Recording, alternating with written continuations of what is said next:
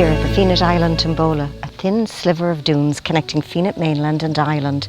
This area is part of a special area of conservation, a special protection area and a Nature 2000 site, a designation recognising Europe's most valuable and threatened species and habitats. This area ranks among Europe's most diverse of coastal habitats relative to its size. Let's talk with Fenit Coast Conservation Chairperson John O'Mahony on the local efforts to save the Tombolo. I've been coming to Fenit for about 50 years. My family has been here for 125 years. I'm now chairman of Fenit Coast Conservation, and it is our mission to preserve and save the Tombolo. As often as I can, when I have spare time, I come down here to do a little bit, and along with committee members and volunteers. So every little bit helps, because the sea and the wind is working constantly on it. So we need to work as constantly as we can to counteract the damage that's done to the Tombolo. Fenit Island Tombolo is well known, and an aerial picture of it has featured in the Junior Cert Geography textbook for many years. It acts as a bridge for the islanders to access their homes and farms, as well as an access route for emergency services. The sand dune system on the Tombolo separates Barrow Harbour and the Atlantic Ocean. There are two beaches, Fenit Island Strand on the west and the back strand on the east or Barrow Harbour side. The implications of its loss stretch far beyond the Tombolo itself. It's not just Fenit that will be adversely affected. It is also Barrow Harbour, access to the golf club and Barrow House. Barrow House will be adversely affected by the loss of Fenit Island Tombolo due to the increase in the height of tide entering the harbour and the opening of the harbour to North Atlantic swells. I'm Dara McDonough. I'm the most recent owner of Barrow House. I've lived at Barrow House for the last 7 years. Primarily my focus here is to restore the property. It's a 15-year built property with protected status, and I feel as the curator of Barrow House, the relationship with the Tombolo and the property here, a historic property, is intertwined. My job is to manage that property and to keep it intact for the next generation. The Tombolo at Fenit is critical for us. It acts like a shield. It's our last defence system against becoming submerged. The Barrow House location is exquisite, it's beautiful, it's been here for 300 years, and it was positioned in one of the most beautiful parts of Barrow and Fenit Harbour. The issue we have is the people who built it never imagined that the Tombolo would ever be at risk. I'm sure everybody at that time understood the integration of why a sheltered, calm harbour like Barrow benefited from these waters, and it was always because of the Tombolo. Had they known that the risk was so high of the Tombolo failing, I'm sure they would never have considered placing any of the properties that you see around at a water's edge. To lose such an asset would be such a shame for the heritage of the area. We would feel very concerned that the Tombolo would be crumbling away on a yearly basis, and we would have seen already here that the tides are getting higher and the sandbank is getting much more prevalent, which has created a denser amount of water right here at the back of Barrow Harbour. It's critical for a property like this, a heritage property, that sea and water is kept away. It's a preservation issue of heritage, and it's something that we should all value considerably.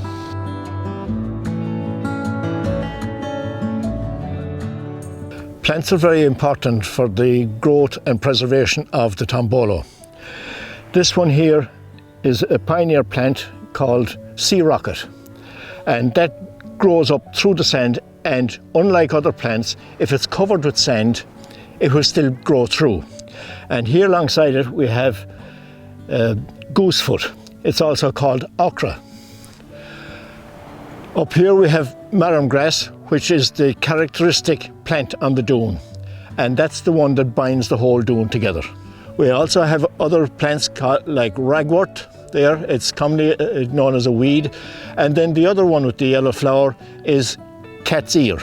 It's called cat's ear because of the shape of the leaves. And we have a couch grass over here, which is another dune plant, and we also have a plant called Honkenia.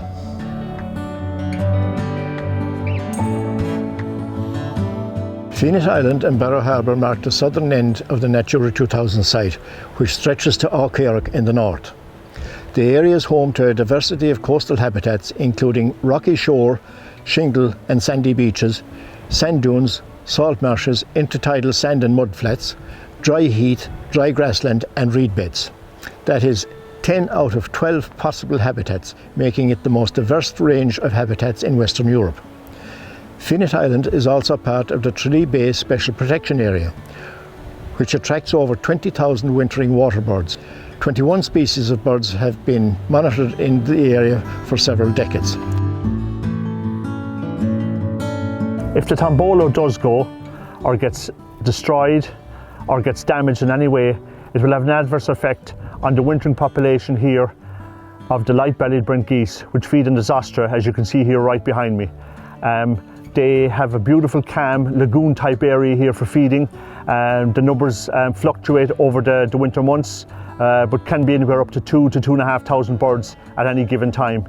Obviously they move out into the bay around Barrow, Carahan, Ballyhaig, Tralee Bay, Castle Gregory, but as you can see it's lovely and calm, very well sheltered here behind the Tombolo. If the Tombolo does go, or gets damaged more importantly, it would create a large hole for sand, shingle and debris to come through, thereby covering all the eelgrass and the Zostra, which would then obviously, I suppose, make feeding and sheltering areas for the brent geese non-sustainable. All the sand would cover all the green grass here behind me, the Zostra, the eelgrass, so it wouldn't be very advantageous to any birds to be here anymore. So you're going to be losing a large percentage of the brent geese in this area if the Tombolo gets damaged in any way. The other side of the Tombolo then, out into Fenit itself, provides great wintering areas for birds like great northern diver and red-throated diver. This summer we just heard a few sandwich terns flying around, giving their very distinctive killerwick call. So there's multiple feeding, multiple species in the area, and the Tombolo has a lot to play for in that aspect of it.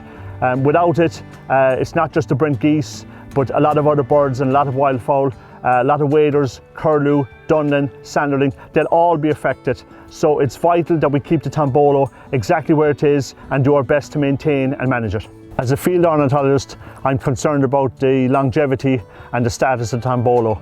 I've been coming down here for 25, 30 years, birding in the area, looking at all different species of birds, in particular the brent geese, which come to us from the high Arctic every winter.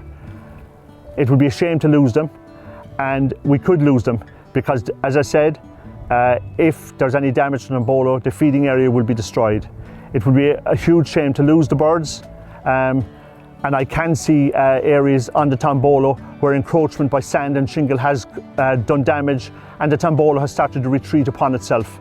So hopefully in the next 10 or 15 years we will still have the Tombolo, we will still have the brent geese, and I and others like me, my children, will be able to come down here and see the birds as I've been watching them for the last 25 or 30 years.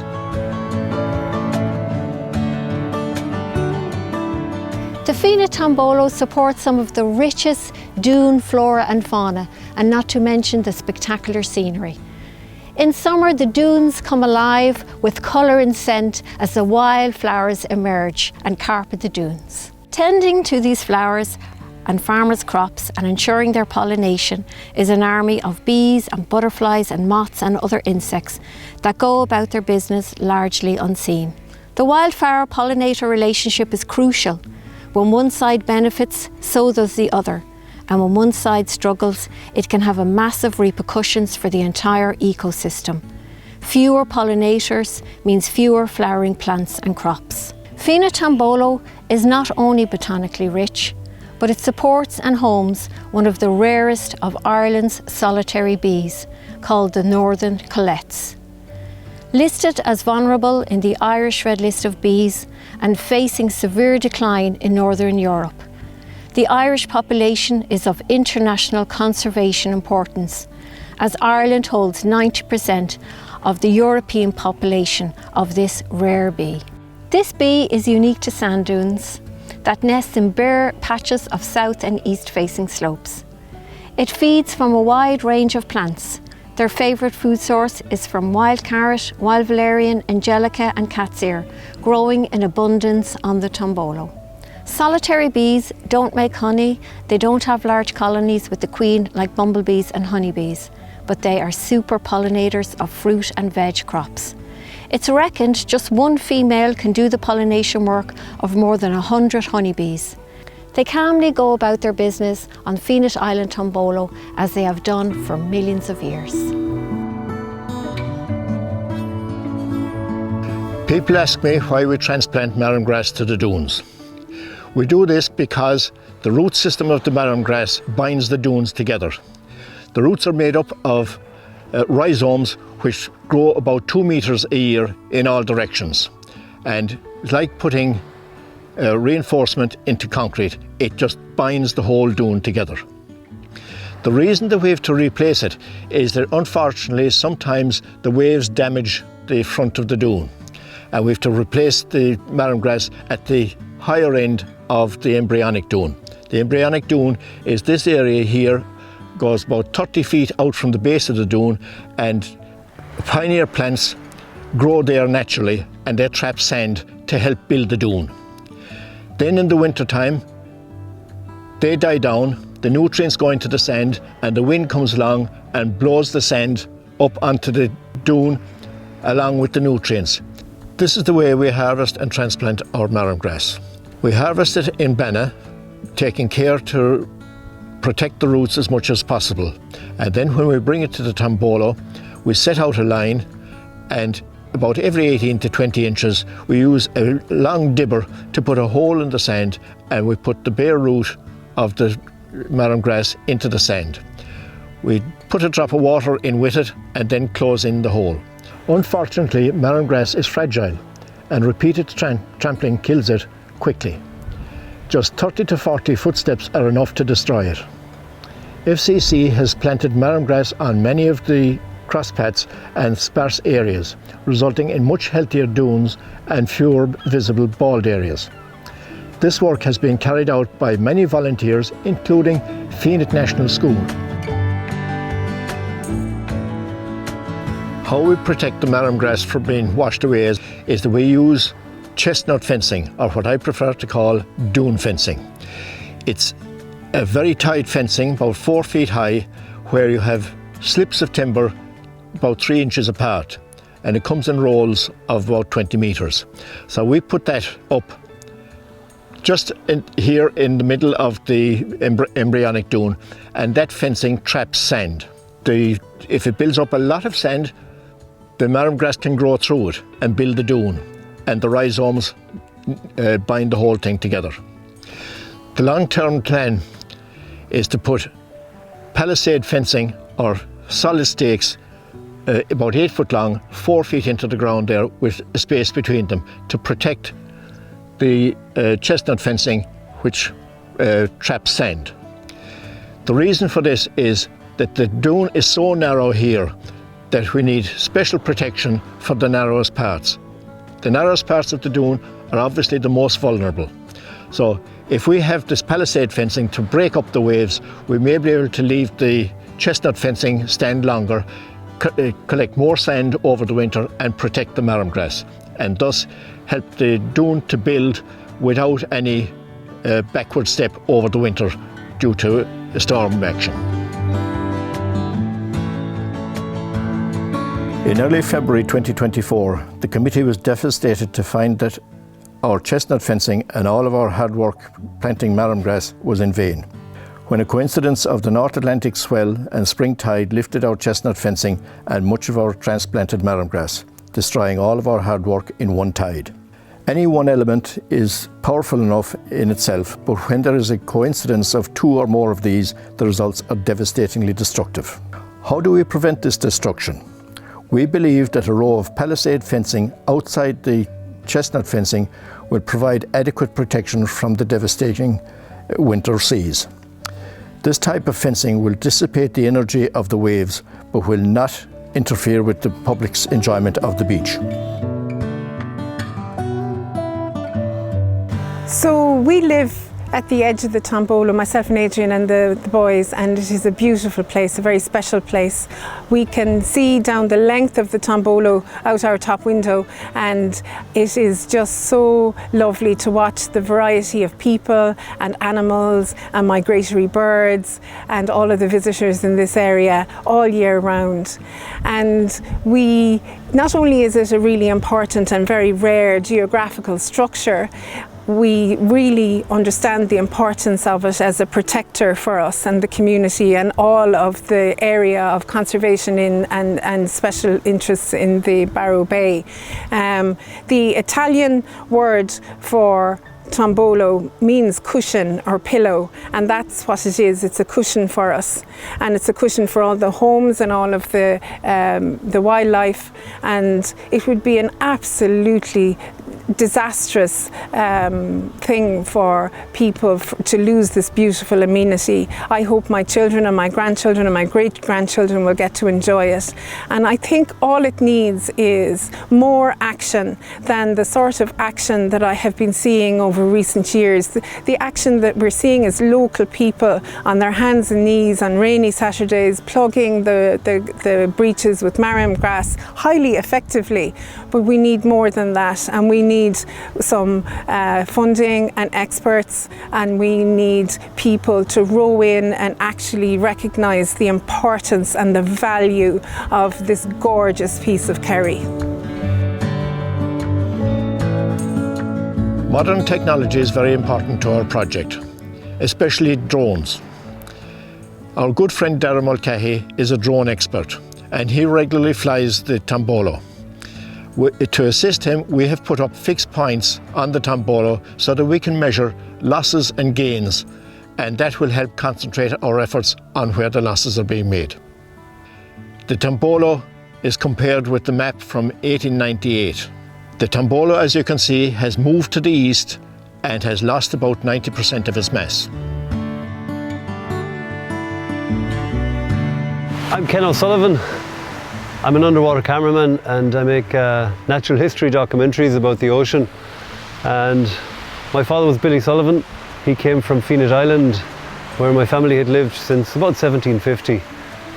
I guess as small farmers and fishermen. The fishing probably died off in the 1950s or even just before that. But they would have fished in canoes, fishing with the old school methods with trammel lines and seasonally fishing, and of course that supplemented their diet. And my father always said, without the fishing, without the sea, our family never would have survived the famine.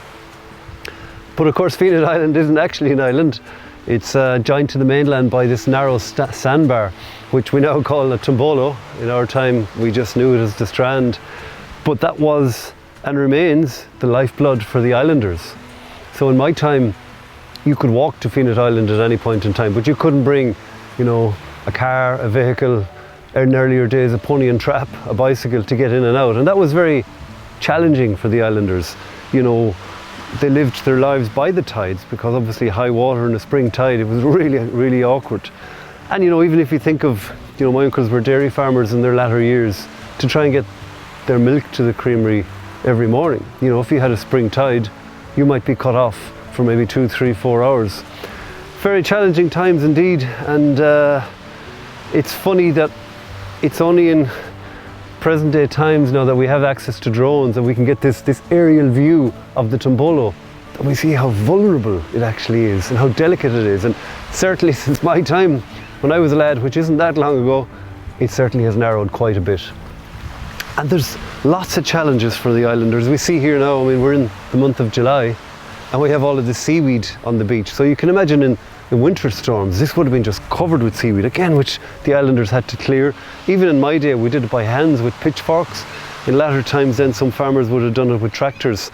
But I was fishing back in Cooneeman, which is the storm beach on the southwesterly side of the island. Probably I was 14 or 15 with my father, and we were cleaning a trammel net, which is, it's dogged work. It's just dog work. And I was feeling a bit sorry for myself, but my father was looking at me and he said, he pointed to these tracks in the rocks, and they were about 3-4 inches deep. And he said, "You see those tracks, about this wide? He said they were made by your grandparents and their parents and their parents, gathering up seaweed after storms on that beach, loading it onto a pony and trap and hauling it across this sandbar, this Tombolo now as we know it, into Tralee. And that was their cash crop. That's what sustained them, particularly in the winter time when food was short, when money was short. And the Tombolo, as we now call it, was their lifeblood for that. I think how many trips you'd need to make with a pony and trap to wear sheer rock down 3 or 4 inches. It's a wonderful time that we live in now in regard to we understand a lot of the environmental processes. We understand what needs to be done and that the Tombolo can be saved. When I think of the islanders in time past, and you know, in the 1920s, it's a little known story, they took their landlord to the local court, to the district court, to the High Court, to the Supreme Court, and all of the way to the House of Lords, just to save Fenit Island, because the landlord had let the seawall into rack and ruin and all of their land was being eroded by the sea, but they went all the way to the House of Lords, risked everything that they had just to get some coastal protection into that. I think we owe it to people, we owe it to the islanders, we owe it to our heritage, apart from any financial aspects or economic aspects, but we owe it to everybody to try and save the Tombolo.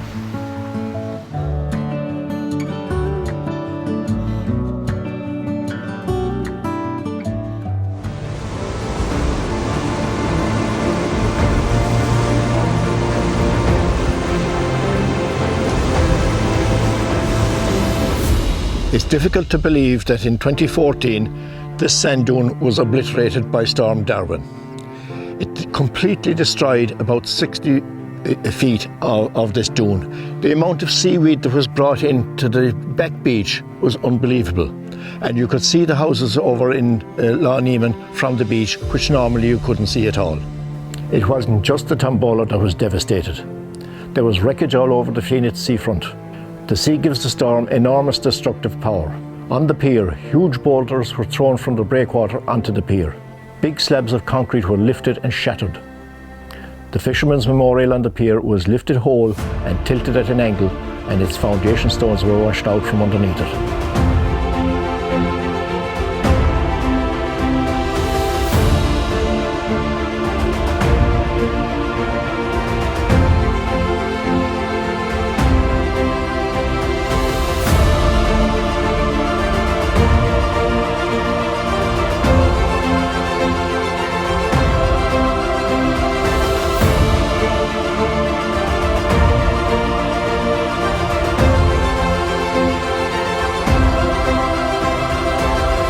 Seeing that breach in 2014 made us realise that this can happen again and again. We had another breach in 2019. We believe that we averted a breach last winter. So the dune is in a precarious position because more than half of it is less than 20 metres wide.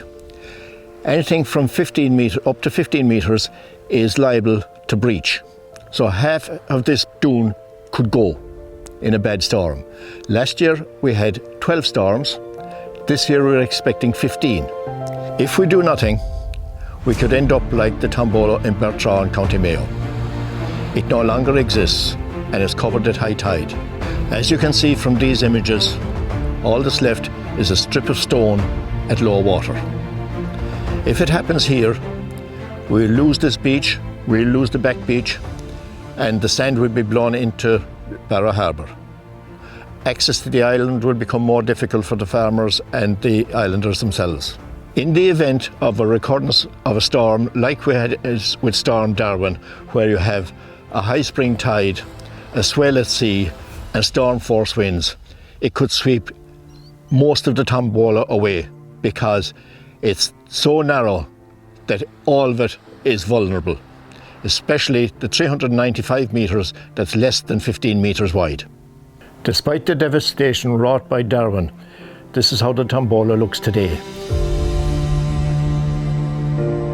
And here is a graphic example of how it would look if we were to lose the Tombolo.